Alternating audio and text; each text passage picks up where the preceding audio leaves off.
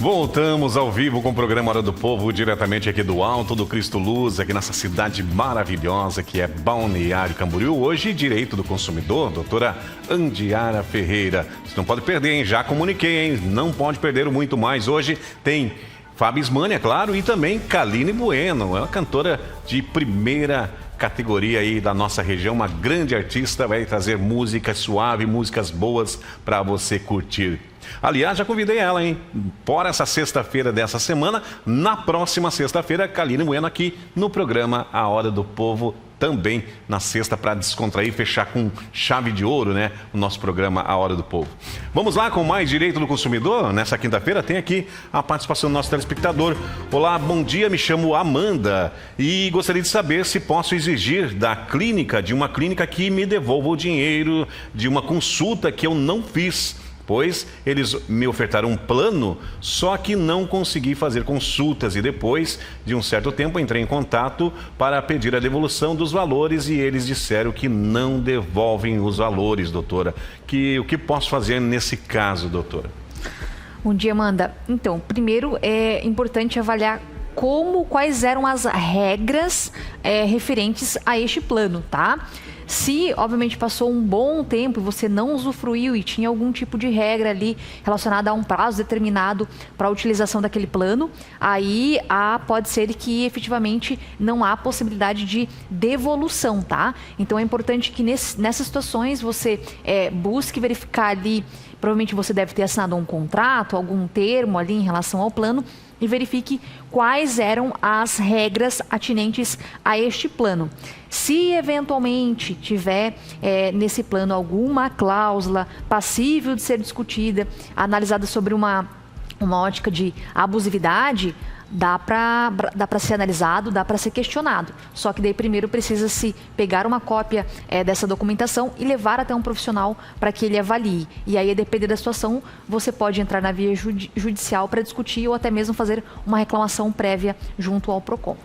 Doutora Andiara, vamos mandar um abraço aos nossos telespectadores. Estão mandando print aqui no PV do Adilson Cardoso, 47984248870 na tela para você também, claro. Além do 33601101, PV também está liberado para você, né, que manda sempre aqui no PV do Adilson Cardoso. Pode mandar um print, não tem problema nenhum. A dona Verônica ali do bairro Areia está mandando um abraço para a doutora, está assistindo o programa, dizendo que está muito bom aí a respeito de direito do consumidor. A Vera também, ali do bairro Lídia Duarte, também está nos assistindo. A dona Maria do bairro Tabuleiro mandou aqui também. A Soninha, também ali do bairro Tabuleiro, em Camboriú, mandou aqui para gente, que está nos assistindo. Também a Fátima, olha só, a Fátima Martins, lá de Joinville, ó, doutora, mandou inclusive o print, ó. Falou aqui, ó, sou fã número 1 do programa, assiste pelo Instagram lá, mandou foto, inclusive, da doutora Andiara aqui, ó, para você que nos assiste, ó, a foto da doutora Andiara aqui no programa A Hora do Povo. Legal, né, doutora?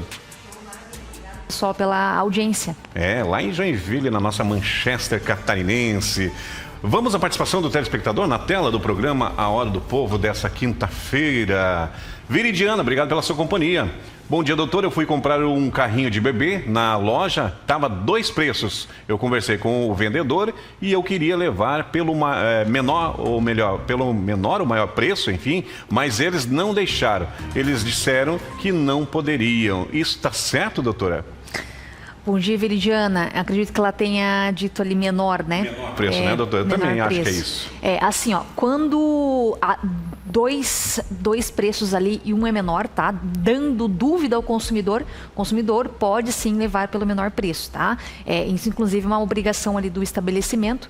O estabelecimento comercial precisa ter uma atenção em relação a isso, porque qualquer dúvida gerada ao consumidor, a interpretação, inclusive, do que se dá em relação às regras do CDC, que é o Código de Defesa do Consumidor, é de que houve dúvida, deve-se interpretar em favor do consumidor. Então, nessa situação, você poderia sim ter levado. Se eventualmente por exemplo, um horário em que o PROCON ele está funcionando, aí é até interessante que você também poderia, neste caso, ligar para o PROCON para fazer uma reclamação e aí exigir levar aquele produto pelo menor preço. Doutora Diana, chegou a pergunta aqui no PV do Adilson Cardoso, né, da Alice ali do bairro Monte Alegre, em Camboriú, está dizendo assim: doutora, bom dia, gostaria de saber se o plano de saúde pode cancelar, né, a questão de atendimento de urgência, quando precisa uma urgência, porque liguei, segundo ela, passou mal um familiar, ela ligou para a ambulância vir, a ambulância falaram que teria que pagar à parte o valor do deslocamento da ambulância, que já estava incluso no plano de saúde dela quando ela assinou. Isso pode, doutor, cobrar a parte, doutor, o deslocamento? É Alice, né? Bom dia, Alice. Olha só, procedimentos, regra geral de urgência e emergência, tá? O plano, regra geral, não pode se negar a cobrir, tá? Eu acredito que pode ser tido uma situação, inclusive, de indicação médica. Eu não sei como que foi os detalhes específicos em relação à sua situação, mas procedimentos de urgência e emergência, em regra, o plano precisa cobrir. Obviamente e infelizmente acontece muito de os planos, mesmo você contratando ali, pagando tudo certinho, acaba tendo algumas cláusulas ali que acabam sendo abusivas ao consumidor, tá? Deixa o consumidor ali em desequilíbrio e aí pode ser que seja uma situação dessa.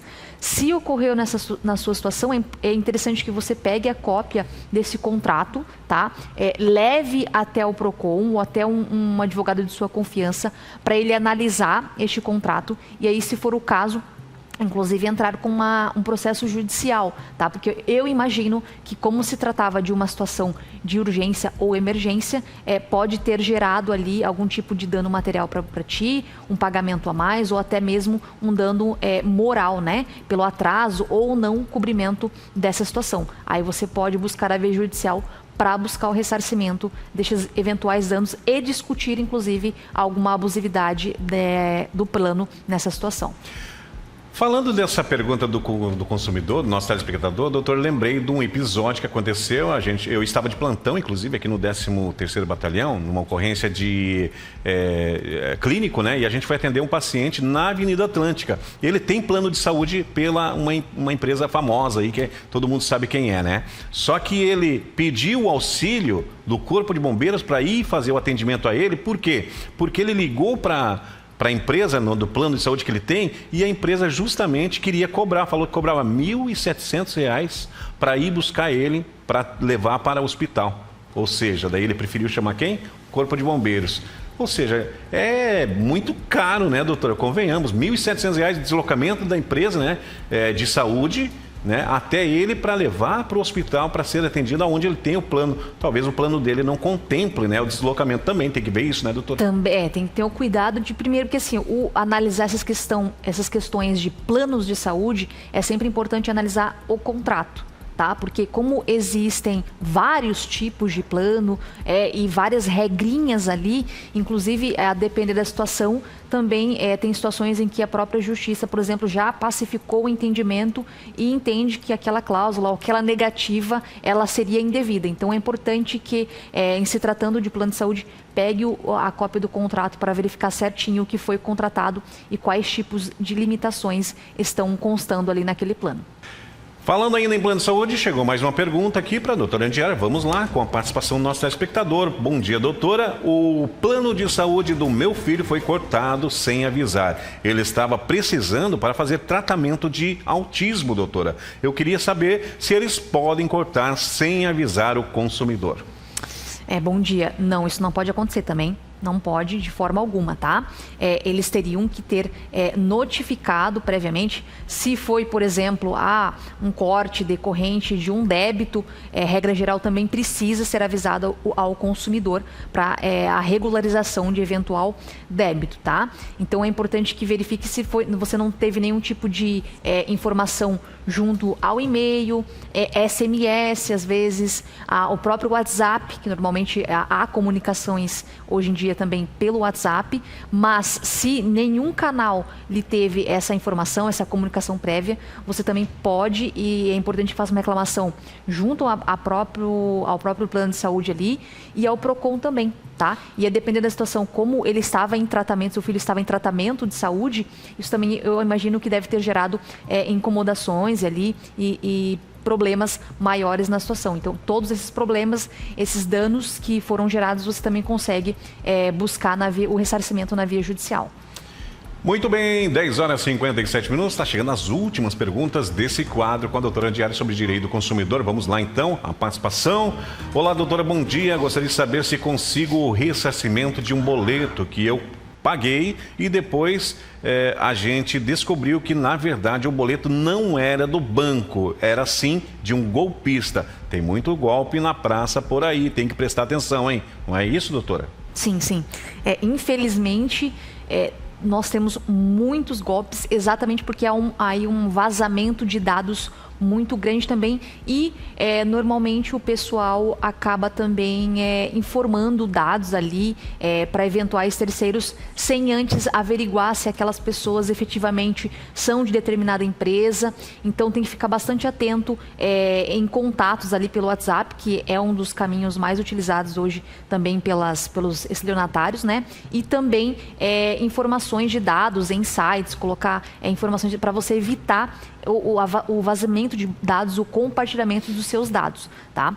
Uma vez que ocorreu o compartilhamento dos dados e aí houve nessa situação, você pagou um boleto pensando ser de uma instituição bancária, hoje não há uma unanimidade, tá? Em relação a decisões judiciais, em relação à responsabilidade.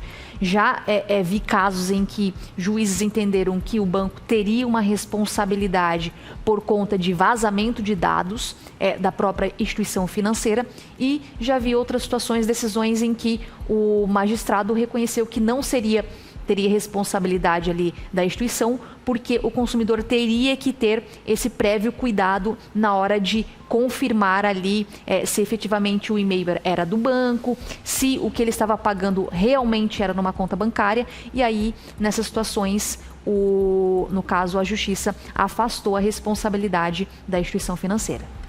Falando a respeito de golpes, doutor, é bom salientar, porque tem aqui uma pergunta que vai se encaixar também. Tem muito desse tipo de golpe que você, de repente, aposentado ou pensionista, enfim, não precisa também ser pontualmente aposentado ou pensionista, porque os golpes é para todo mundo, né? A rede social está aí, né? Os sites fakes, enfim, estão espalhados. Tem que prestar atenção, gente. Olha só a pergunta.